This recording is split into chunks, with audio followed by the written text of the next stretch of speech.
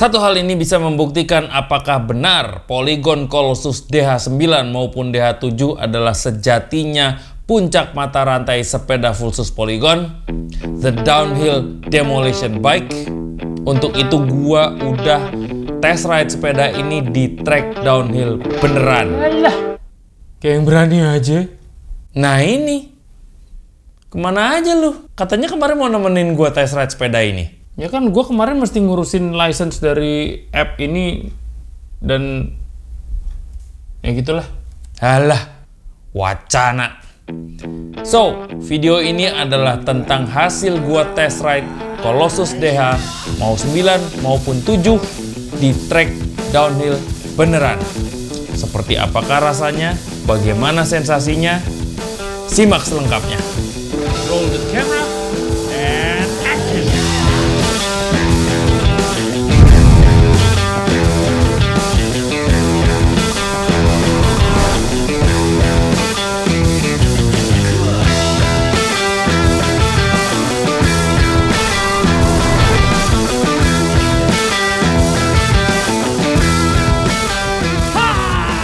Let's do this! Rock and roll!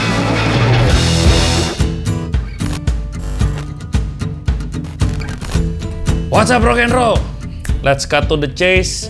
Polygon Colossus DH itu mengklaim dirinya sebagai sepeda yang bisa dipakai di dua dunia. Yang satu adalah dunia yang fun, yaitu di bike park.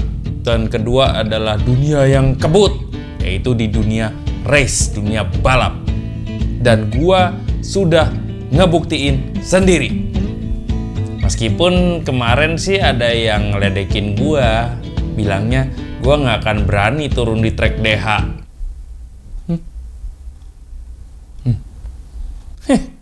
Tapi sejujurnya memang kudu punya nyali tersendiri untuk bisa ngetes sepeda yang satu ini, sang puncak mata rantai sepeda full sus dari Polygon.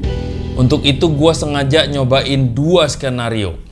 Mode pertama yaitu gue pakai sepeda ini sebagai sepeda bike park, fun, relax, ketawa-ketawa, goes bareng. Dan yang mode kedua adalah gue ngetes sepeda ini di race beneran. Mari kita bahas yang di bike park dulu. Tes pertama gue adalah di Bali Bike Park. Mulai-mulai gue nggak pakai settingan aneh-aneh, gue bahkan nggak nyeting seg. Seinget gue nggak nyeting. Dan itu handlebar masih 820, langsung aja gas. Elevasinya cukup curam, banyak akar, tapi untungnya cukup kering. Sensasi pertama yang gue rasakan adalah rollingnya loncer pisan men, loncer banget. Brrr gitu, kayak nggak ada beban, nggak ada hambatan apapun gitu. Manuver juga gampang, enteng, ringan, lincah. Biasa aja kayak sepeda trail aja, gue kayak nggak ngerasa ada perbedaan di awal. Di corner-corner yang medium, ban 29 di depan itu nggak berasa kayak susah belok, normal-normal aja. Sementara ban belakang itu berasa manut banget sama ban depan. Gutak-gitek berasa kayak sepeda trail biasa. Nah, ketika nemu drop-drop, nah ini mulai aneh karena kok kayak gampang banget. Drop-drop medium pun dengan mudah dihandle meskipun di speed yang nggak terlalu kenceng. Ini yang mulai kerasa beda. Nggak ada pek gitu kayak di sepeda single crown yang gue punya. Semuanya bling, bling, bling gitu, ringan, santai, super empuk, super plushy. Buat gue highlightnya ada di rem TRP yang berasa intuitif. Modulasinya nyaman banget. Nggak berat dan selalu on point. Jadi setiap gue mau ngerem, pek, segitu, iya segitu. Dia melayani gua sejumlah input yang gua kasih ke rem. Mau gua bejek ya dia cep diem. Mau gua modulasinya sesuai ekspektasi gua. Beberapa rem gua ngerasa ini udah melambat belum ya, belum berasa gitu. Di sini langsung berasa set gitu. Wow, gua nggak tahu ya, gua cukup terpesona sih sama TRP. Berikutnya ada di ban Schwalbe Tekicen yang sangat grippy tapi nggak kehilangan rollingnya. Kadang-kadang ada ban yang grippy tapi ya rollingnya juga jadi kayak menghambat gitu. DHR2 atau Magic Mary gue ngerasa grippy banget tapi kayak rollingnya agak kurang, ada rolling resistance. Di Teki Chain gue nggak dapet itu.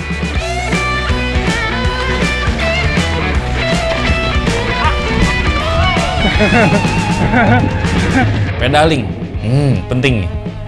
Sepeda DH itu adalah geometri buat turunan. Jadi kalau buat pakai pedaling tanjakan, logikanya pasti akan berat. Tapi surprisingly, ini nggak seberat yang gua duga di awal. Gua nggak expect bahwa pedaling, loh kok bisa ya, padahal tanjakannya lumayan gitu. Pedaling! Pedaling! Huh? Tetap nyaman, gua nggak ngerasa ada bobbing. IFS Independent Floating Suspension bekerja dengan sempurna. Main di Bali Bike Park dengan Colossus DH7 secara keseluruhan gua ngerasa nggak kayak penumpang, nggak kayak kegeret-geret, kebanting-banting atau kebabet-babet sama momentum dan gravitasi. 100% gua menjadi pilot dari sepeda ini. Meskipun harus ada sedikit penyesuaian, adaptasi terhadap geometri yang slack, tapi sebentar doang gue udah sangat menikmati sepeda itu. Dan satu hal yang penting dengan geometrinya Colossus DH ini, gue jadi ngerasa sangat pede, super confident, mau curam segimanapun juga, cuma logika gue doang yang nahan untuk nggak gue turunin. Mata aja yang membuat jadi nggak pede. Tapi ketika udah dijalanin, loh kok ternyata nyaman, pede. So, bike park kedua yang gua tes adalah BCL Bike Park, Bumi Cangkuang Lestari Bike Park di Sukabumi, dan gua ngetes pakai Colossus DH9.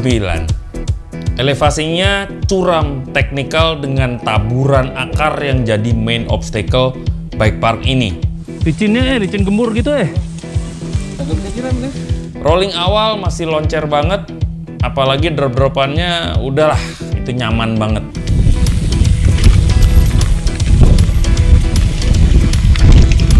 Wow, dalam. Aduh, pantat gua 29er. Tapi jujur gue kaget sama corner-corner yang super tight, sangat sempit-sempit, sangat tajam-tajam, sambil dihalangin sama akar-akar licin yang posisinya searah sama ban. Nyangkut, klit gua nyangkut. Terlalu licin ini, akarnya licin sekali. Udah deh tuh, kedumbrangan, jatuh bangun, Akar sini. dilanjut sama tangga-tangga yang tingginya sedengkul-sedengkul sambil dikasih akar pula. Di sini gue baru berasa kalau ban 29 dibelokkan tajam dengan elevasi curam bertangga-tangga itu bikin seluruh bobot jadi berat ke depan. Momentum semuanya jadi ke depan. Sehingga nyetir ban depan jadi kaku karena tekanannya tinggi di situ. Nggak rileks gitu. Akar permasalahan. PR. Aing mah. Apalagi dengan handlebar sepanjang 820 mm. Di corner-corner sesempit itu. Tangga, handlebar lebar, curam, licin. Gua nggak ngeliat itu masalah yang pusing buat si sepeda. Sepeda kayaknya mau ikut-ikut aja. Itu masalah lebih banyak ke ridernya. Emang gua kurang skill. Apa lo? Ada satu turunan trap-trapan yang negatif kiri kanan dan cukup tricky. Isinya sama karung-karung pasir. Kita harus nurunin itu.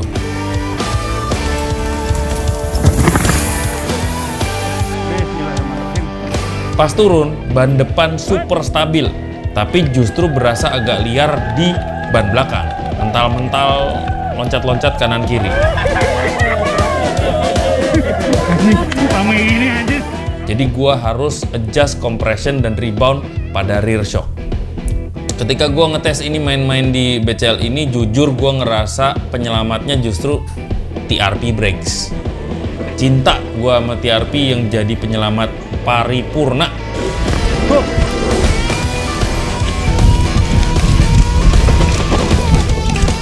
Sementara ban Teki Chain itu asik ketika kebut dengan tanah kering geradakan dia sangat asik grippy. Tapi ketika ketemu sama medan tanah dan akar licin berkelok-kelok, bertangga-tangga, berkletot-kletot, gue ngelihat di situ Tech Kitchen agak-agak kewalahan. Tidak punya traksi apapun. Wong salah posisi miring dikit aja gue kepleset. Tapi memang special case itu akar men. Sementara Tech Kitchen kan knobnya gede-gede. Agak bisa direm nih. Sepertinya sudah sampai di sini. Saya sudah bisa memutuskan. Apakah kamu ikut atau tidak gitu ya? Meskipun gue jatuh bangun dengan Colossus DH7 di BCL Bike Park, tapi justru ada satu hal yang sangat berbeda. Bedanya adalah justru ketika gua ganti sepeda ke Colossus TLE, yang mana geometrinya adalah geometri sepeda trail, main di BCL Bike Park.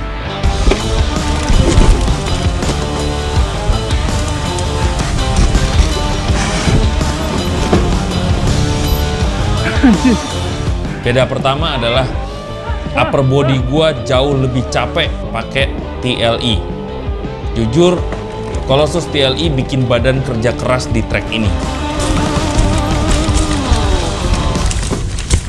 Yang kedua, elevasi curam yang tadinya berasa biasa sama Colossus DH, sekarang jadi kelihatan curamnya jauh lebih ekstrim ketika pakai Colossus TLE.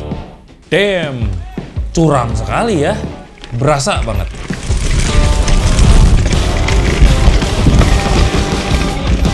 Perbedaan yang ketiga, setelah gue pakai TLE, gue jadi ngerasa Colossus DH itu jauh lebih plushy, lebih empuk, lebih stabil, dan lebih lebih ngasuh.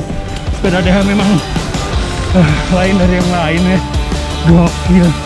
Dan disitulah gue bersyukur gue main di BCL pakai Colossus DH9. Buat gue, Colossus DH itu sangat stabil untuk high speed. Wah, indah banget ya. Bret, itu bener-bener brap tuh terjadi. Yang kedua adalah sangat confident, sangat percaya diri untuk turunan curam. Tapi secara personal gue ngerasa cukup kepayahan ketika harus menghadapi cornering yang sempit, switchback yang tajam, plus obstacle dan bertangga-tangga yang super technical deh. Itu gue ngerasa kepayahan pakai sepeda ini karena sepeda ini bawaannya pengen ngebut terus, sementara treknya membutuhkan konsentrasi untuk berpikir gitu loh. Jadi ya di situ gue effortnya cukup gede banget gitu. Nah, itu kan pendapat gue. Supaya objektif, gue juga minta teman-teman gue nyobain sepeda ini, dan ini adalah perspektif dari mereka. Karena gue berangkat dari SISQT ya selama bertahun-tahun gitu. Selalu ada kayak limit gitu. Ketika bisa ngambil itu bisa, tapi bener-bener habis itu energi ya kekuras gitu. Pas udah pakai DH, ini kan udah run ketiga nih. Pas run ketiga pakai DH harusnya kan energi udah mulai menurun. Malah kayak lo kok nggak makin turun gitu. Kayak di situ-situ aja gitu. Wah, enak. Itu paling beda sih buat gua.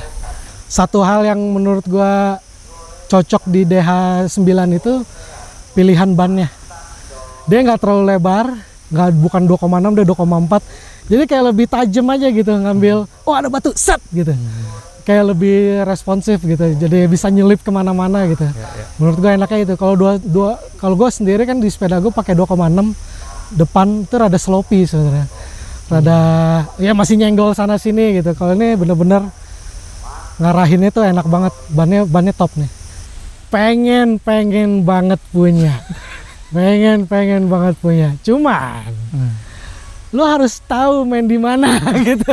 Itu aja. Kayak lebih wah, main di sini, oke gitu. Oh, main di situ, ntar dulu deh, mungkin sepeda yang lain.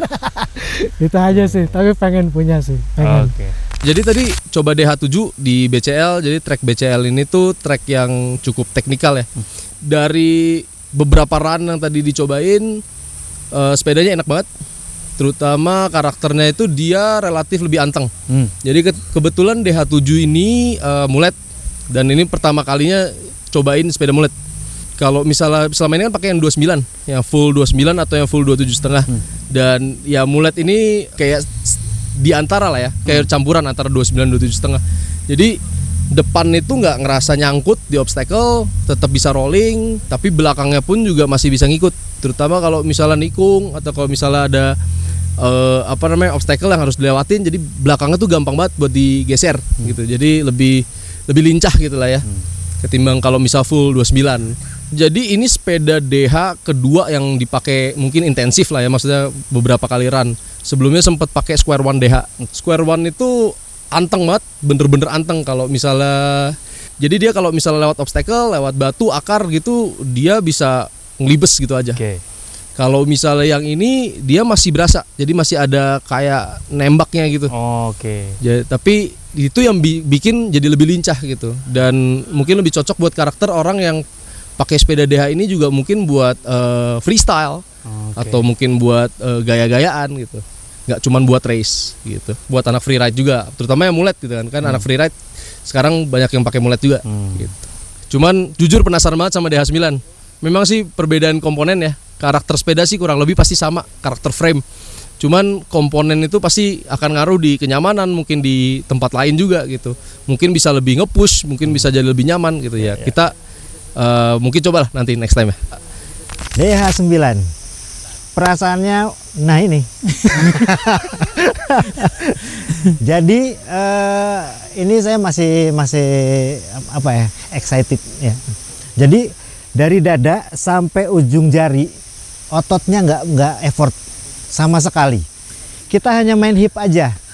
Ini ajaib, menurut saya ajaib. Kedua, semua obstacle wet mat dan akar itu dia lari tapi balik lagi, itu mungkin bannya ya, mungkin ban. Tapi saya ngerasa bahwa si fork dan link belakang itu kayak ngasih ya. Jadi ngulurnya tuh kayak dikasih lebih gitu. Jadi traksinya dapat terus. Ketika traksinya dapat terus, dia bisa ngebalikin sepeda itu ke jalurnya lagi. Dan remnya nggak terlalu effort karena memang mungkin TRP itu sedikit ya, modulasinya sedikit. Dengan kita main modulasi rem depan belakang itu sepedanya bisa lurus lagi, bisa balik lagi. Tapi yang pasti sampai finish nggak capek sama sekali. Itu aja sih yang membuat happy nih. Di finish nih happy gitu. Anjir, ini sepeda kayak tidur di spring bed.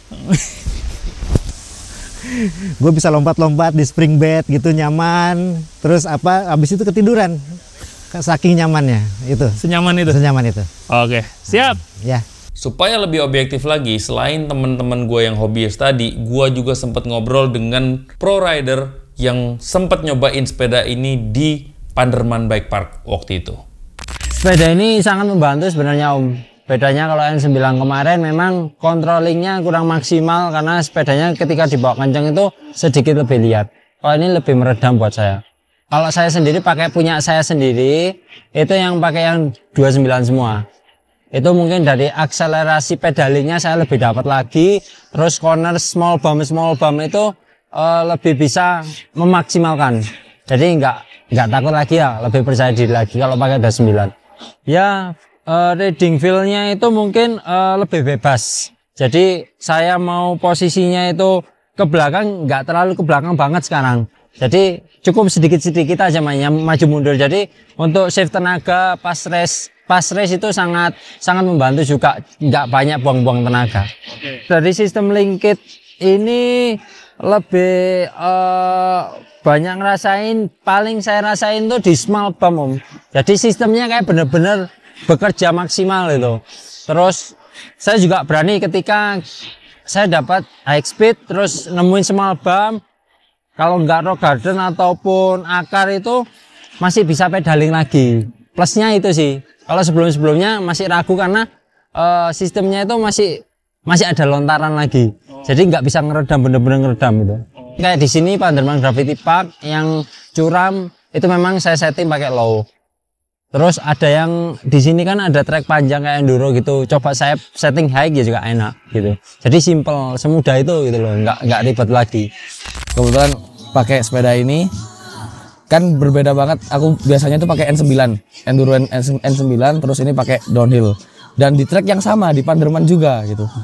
lebih anteng pakai ini. Aku lebih bisa ngontrol, terus lebih bisa speed lagi. Cuma ya minusnya kalau di track yang Minty itu banyak pedalingnya. Aku kalahnya di pedaling aja. Tapi kalau di track yang mentok yang buat race besok nih, ini enak banget. Kalau pakai 29 itu kita nikungnya tuh kayak ngikutin berem gitu kan. Setelah aku pakai ini tadi, karena ini settingannya mulet, masuk beremnya lebih cepat. Dan berem di sini tuh bener-bener berem high speed ya, yang kayak harus di los. Aku lebih nyaman kalau pakai ini. Soalnya jujur kemarin itu pakai enduro yang N9 di situ. Sebenarnya aku bisa memaksimalin kayak gitu. Cuma kayaknya karena aku jarang latihan aja. Jadi aku butuh sesuatu yang manja dong kayak gitu kan. Terus akhirnya tadi nyoba pakai ini. Kok lebih enak buat aku yang belum latihan, karena kan udah double suspension juga kan. Jadi nyaman banget gitu. Kalau disuruh milih, yap, kita lihat dari harganya juga nggak begitu mahal daripada pesaing-pesaing yang lain kayak gitu. Masih dijangkau, itu pun masih bisa. Kayak dari yang hitam pun di web kan 55, terus yang biru kan di web 75 kayak gitu. Itu masih bisa dijangkau. Keep stress. Setelah Rama hari ini coba pakai Colossus downhill ya, traction bannya itu kerasa banget Om. Nempel yang pertama menyesuaikan kebutuhan speknya itu persentasenya 90% cocok sih Om. Rama ngerasa agility Rama bisa dipakai, bisa dimaksimalkan. Artinya buat Rama cocok banget sih. Yang paling Rama suka karena simple sih Om. Yang pernah simple, terus ada 2 option color yang menurut Rama itu kekinian banget. Bisa di track curam, bisa di track yang gak begitu curam, bisa dipakai mungkin Rama rasa ini bisa dipakai daily Om. Buat teman-teman yang senang dengan freestyle-nya atau rada gayanya free ride. Nah, ini cocok sih. Rama rasa ini adalah momen kebangkitan downhill di Indonesia, karena Polygon udah bikin sesuatu, pasti semuanya jadi bahasa sekarang FOMO mungkin ya Om ya. Jadi semuanya jadi followers juga sih mengikuti. Ya tentunya beberapa event yang tadinya mungkin downhill agak redup, teman-teman atlet yang tadinya mungkin sedikit beristirahat, hari ini udah mulai bergegas kembali. Aing pisan. Gini ya. Lebih ngeredam sih sepedanya, jadi lebih stiff. Lebih ngeredam karena mungkin dari linkitnya ini yang belakang lebih kokoh. Terus dipakai 29 rata. Sepeda ini cocok untuk karakter yang high speed. Terus yang angle-nya pokoknya lebih curam. Sepeda ini tidak terlalu liar dan untuk handlingnya cukup nyaman. Terus mungkin ukurannya juga pas, jadi ke saya itu posisi badannya juga enak itu. Flip chip rencana mau pakai high atau low? Pakai yang low. Pakai low karena? Ya, karena balapan bulan depan ini treknya curam dan full speed, jadi saya memakai yang low. Sepedanya laju juga, jadi saya ngerasa pede. Gitu. Kalau ketemu sama teman sesama anak downhill, mau rekomen ini nggak ke dia? Mau sih Om, karena berarti nanti disusul dong. Kalau cepet nanti. Tapi tergantung dianya juga mau apa enggak. Asik. Karena kita cita produk lokal Om. Ingin menjadikan produk lokal untuk dikenal oleh kancah dunia. Jadi sepeda ini sangat cocok untuk karakter saya, karena sepeda ini saya yang sukanya geradakan, jadi sepeda ini membantu banget saya, membuat saya lebih pede. Terus ya semoga bisa menemani saya di podium dan sepeda ini naik ke hot seat juga.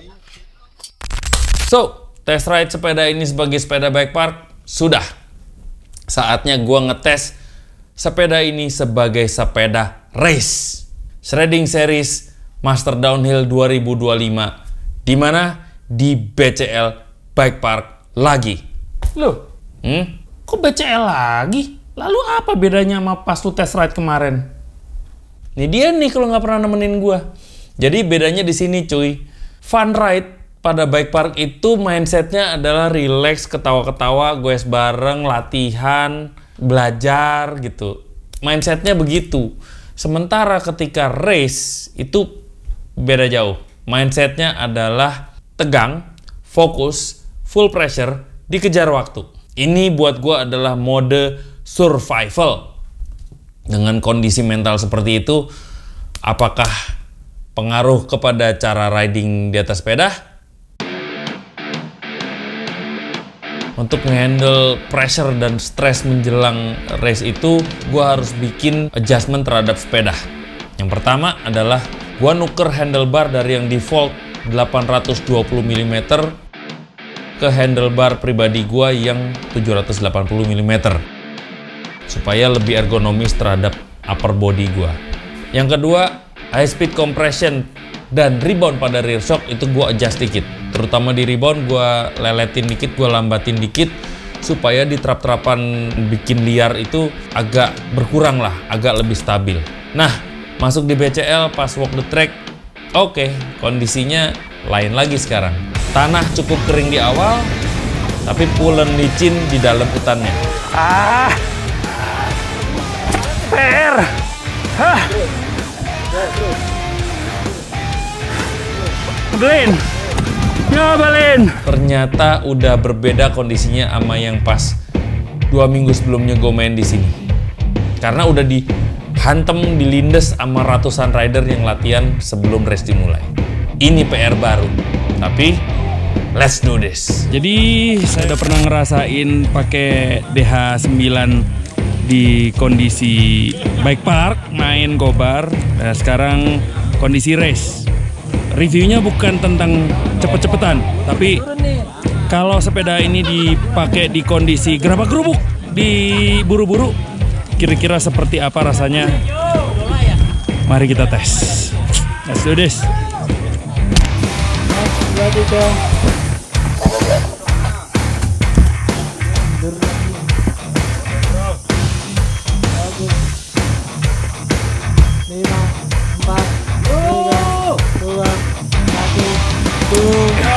Rock and roll.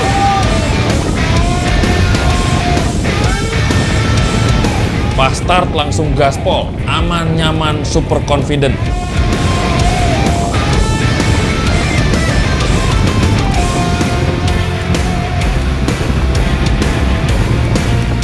Tapi menjelang mulai masuk ke dalam hutan, mulai terjadi kepanikan pada mental. Push saja. Dan terjadi lagi-lagi struggling sama akar licin di akar-akar yang ngumpet-ngumpet. Waduh, ini batu. Ladang akar permasalahan. Wah, semakin tergelincir.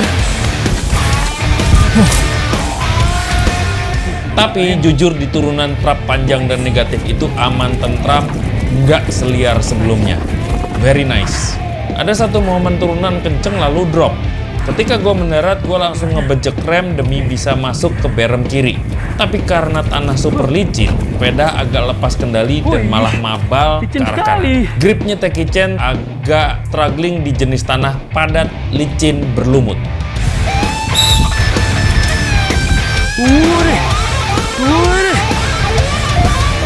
Demi survival, beberapa kali gue terpaksa harus turun kaki untuk jaga balance. Jadi terpaksa beberapa kali gue duduk di saddle. Tapi dengan titik berat yang berubah nih dari bebek biasanya kan, terus pindah ke saddle karena gue duduk, sepeda tuh justru tetap stabil. Meskipun harus ngadepin gubrak-gabruk, nukik gitu yang menuu berat gitu. Tetap stabil, tetap ada balance, tetap ada rasa aman. Itu ajaib.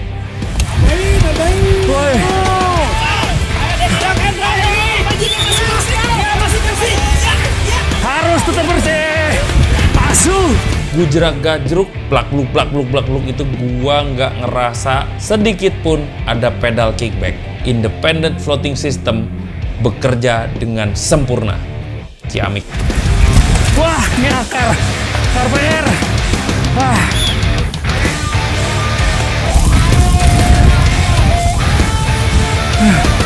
Gila. tarik napas habis dulu toh. Corner section kedua berasa banget stamina kekuras, ngos-ngosan, dan fokus buyar. Kadang jadi suka lupa kontrol.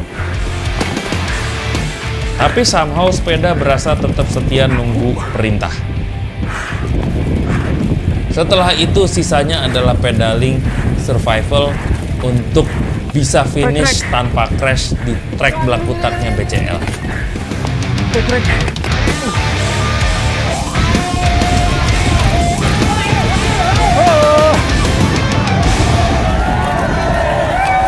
Wes, respect, nice. Kagak ngaruh lu tepuk tangan sekarang, mestinya lu kemarin ikutan, heran. Kan gue ngedit, mana sih?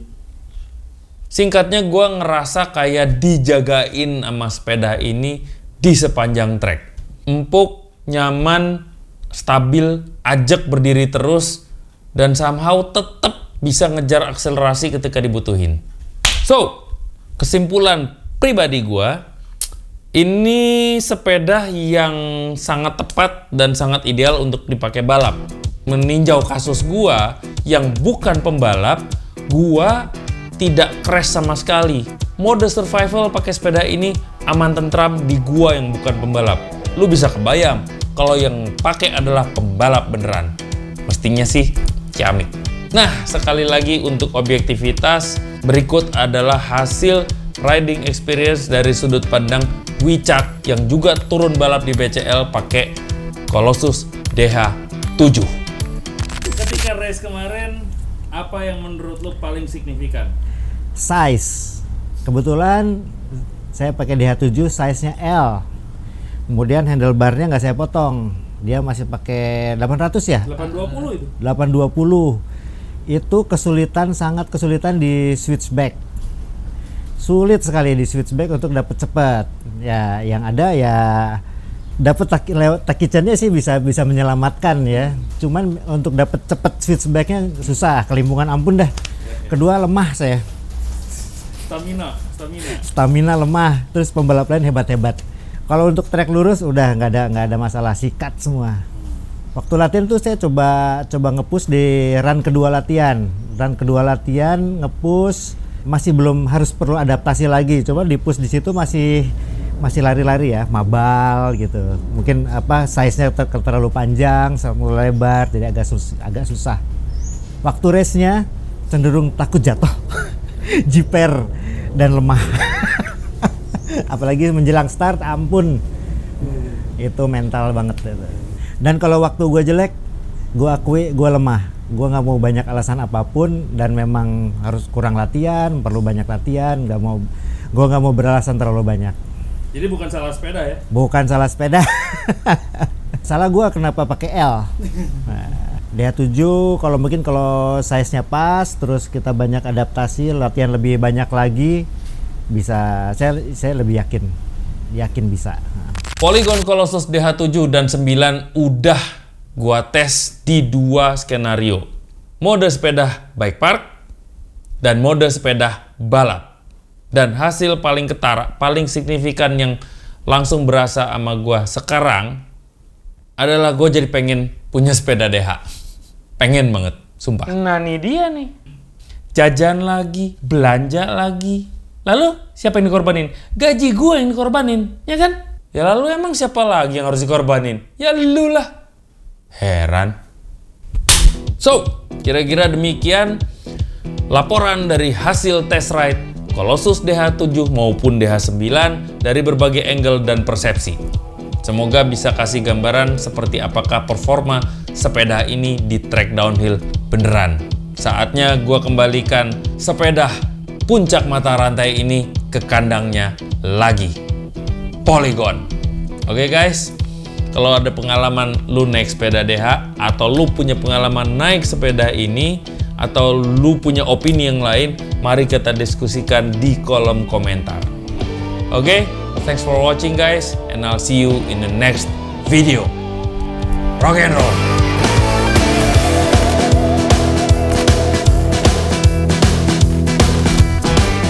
Menurut saya sepeda ini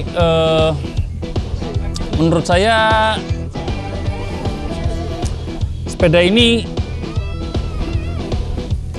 ada 2 warna, hitam dan biru. Rasanya yang hitam gelap, yang biru terang.